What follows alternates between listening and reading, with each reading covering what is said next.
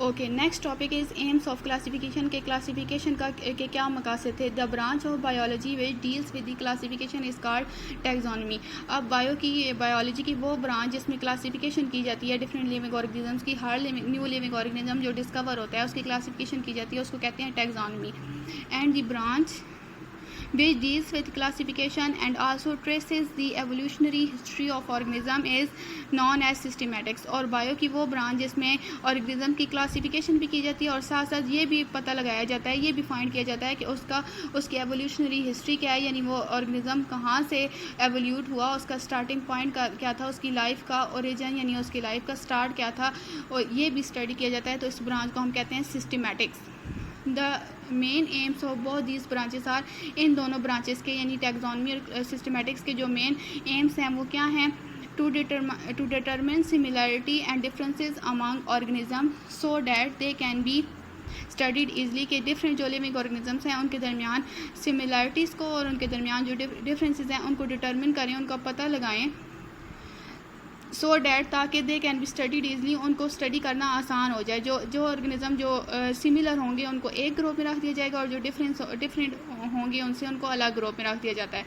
To find the evolutionary relationship among organism, और second जो इसका एम है इन ब्रांचेस का वो ये है कि जो ऑर्गेनिजम्स होते हैं उनके दरमियान जो एवोल्यूशनरी रिलेशनशिप हैं उनको फाइंड किया जाए, यानी ये पता लगाया जाए कि कौन से ऑर्गेनिजम्स का स्टार्टिंग पॉइंट एक जैसा था, यानी कौन से ऑर्गेनिज्म की जो लाइफ का ओरिजिन था वो सेम था, वो सेम तरीके से उनकी लाइफ स्टार्ट हुई, सेम पॉइंट से उनकी लाइफ स्टार्ट हुई। नेक्स्ट जो हमारे पास टॉपिक है वो है प्रिंसिपल ऑफ क्लासिफिकेशन।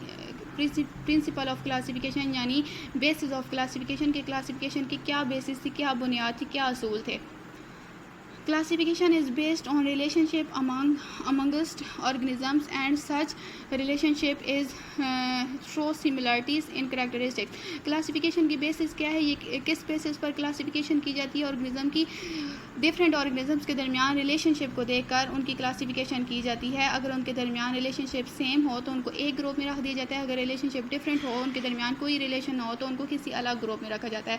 और ये रिलेशनशिप किस बेसिस पर होते हैं, सिमिलरिटीज़ की बेसिस पर कि ऑर्गेनिजम्स की जो करैक्टरिस्टिक्स हैं, उनकी जो बॉडी की खसूसियात हैं उनमें सिमिलरिटीज़ हैं या नहीं। अगर बॉडी की करैक्टरिस्टिक्स सेम हो तो उनको एक ही ग्रुप में रख दिया जाता है, अदरवाइज डिफरेंट ग्रुप्स में रखा जाता है। These similarities suggest that all organisms are related to one another at some points in their evolutionary history।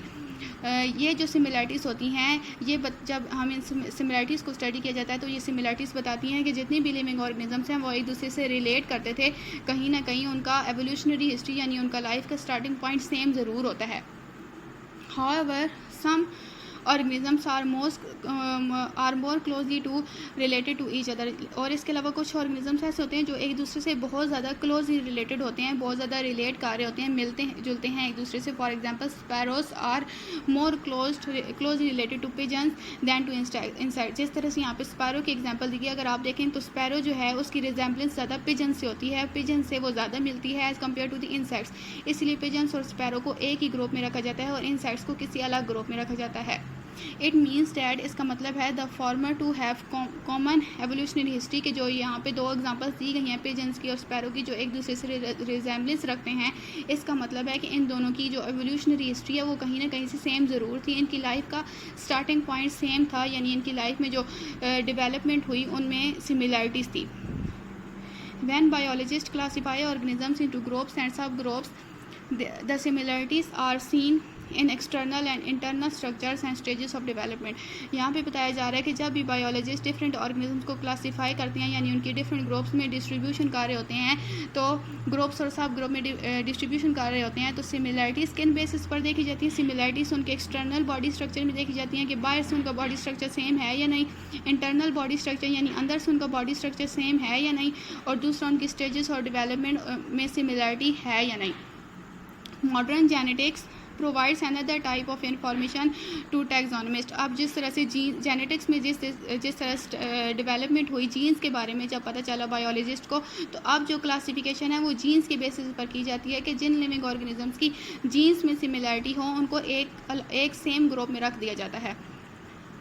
The similarity and differences in the DNA of two studied organisms can be used for getting idea about similarities and differences in their structure and function। यहाँ पे वही बात बताई जा रही है कि different organism के डीएनए को यानी उनके जीन्स को स्टडी किया जाता है और देखा जाता है कि अगर डिफरेंट ऑर्गेनिजम्स के जो जीन्स हैं डीएनए अगर उसमें सिमिलैरिटी हो तो उसको सेम ग्रुप में रखा जाता है, अगर उनमें डिफरेंसेस हों तो उनको अलग ग्रुप में रख दिया जाता है।